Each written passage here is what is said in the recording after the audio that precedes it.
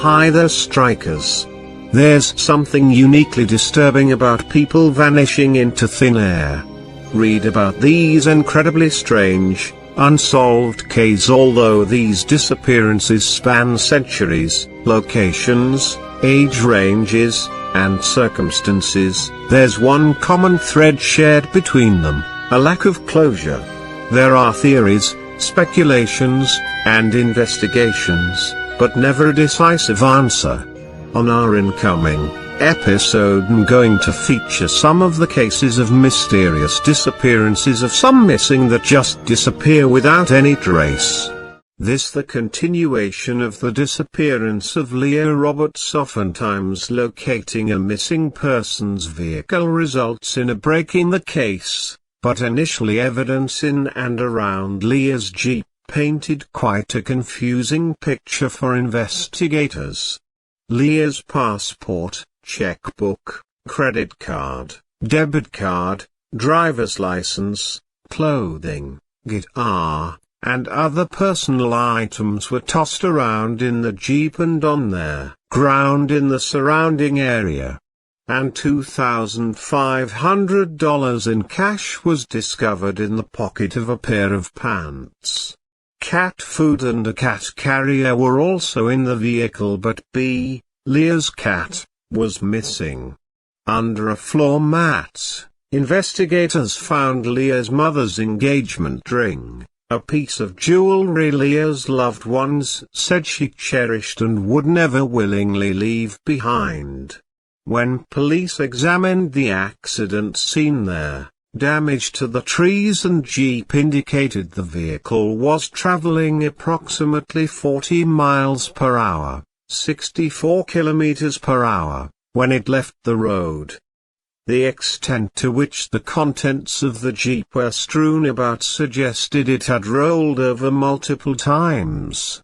Yet it appeared as though the driver was uninjured in the accident. No blood was found in the Jeep. The windshield was cracked and broken, but there was no obvious impact mark where a head had hit it, and the driver's side seat belt was not stretched from abruptly stopping a body from being propelled forward during a crash. Police wondered if somehow the accident had been staged. They thought the Jeep could have been purposely crashed without an occupant inside, but at the time there was no solid evidence demonstrating how this could have been done. Even more perplexing was the discovery of blankets and pillows hanging across the Jeep's windows, suggesting someone used the vehicle as a shelter after the crash. This implied someone was indeed in the Jeep when it went down the embankment and then sought refuge at the accident site afterwards. Investigators thought Leah may have been injured in the accident, despite the lack of evidence in the Jeep supporting this, and had wandered off into the woods. They spent 2 weeks combing the area for the missing woman with a search and rescue team, dogs, and helicopters, but they never found a trace of Leah.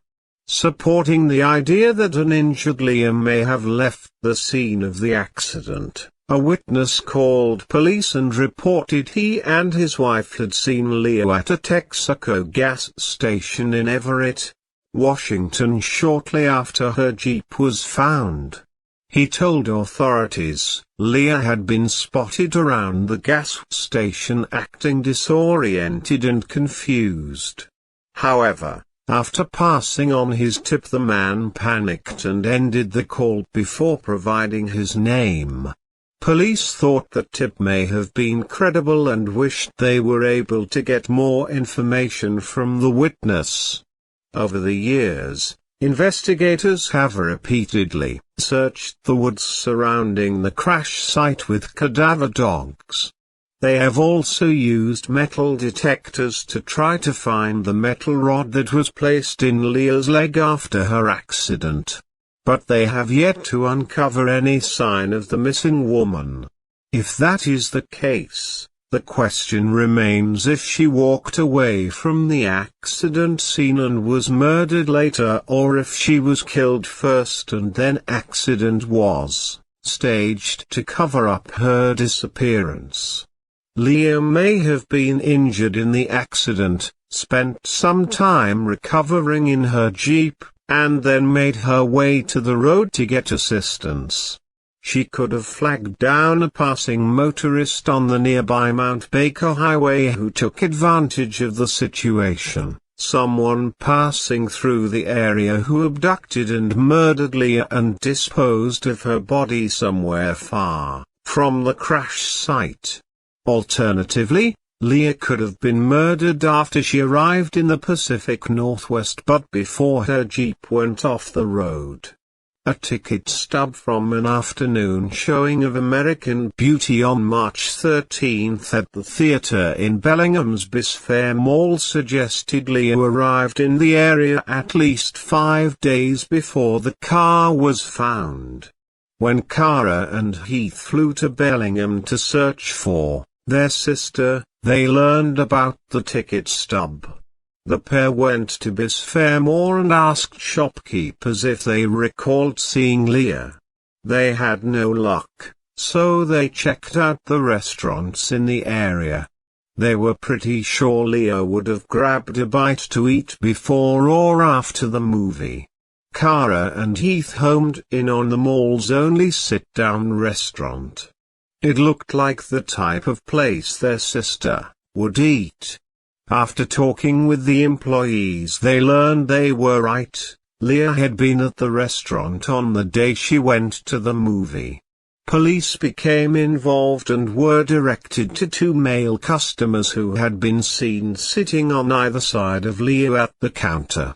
While they ate, they made small talk.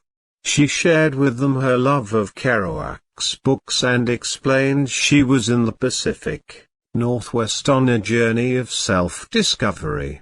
One of the men said Leah had left with a customer named Barry.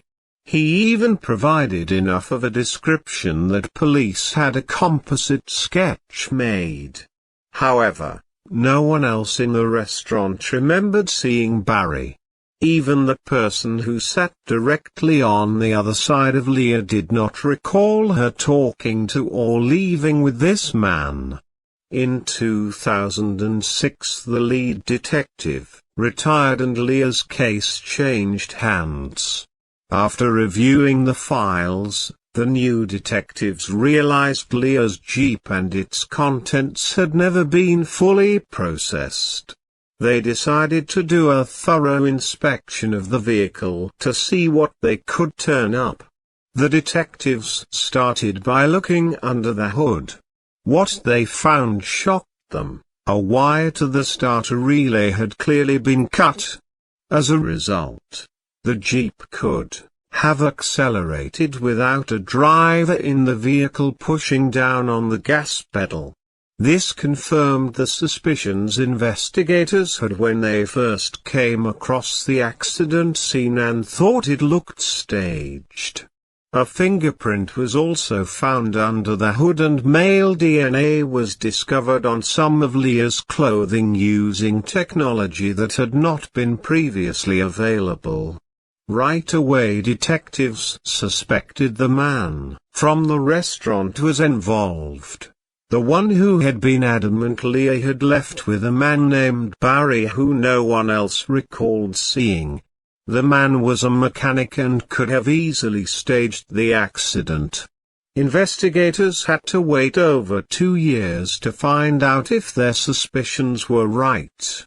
It was a lengthy process to get his fingerprints and DNA because the suspect had moved to Canada sometime after Leah had vanished. When the evidence collection was finally completed, his fingerprint did not match the one found under the hood of the Jeep. Although it has never been reported if the DNA evidence was a match, it is probably safe to say it was not, as no arrest has ever been made.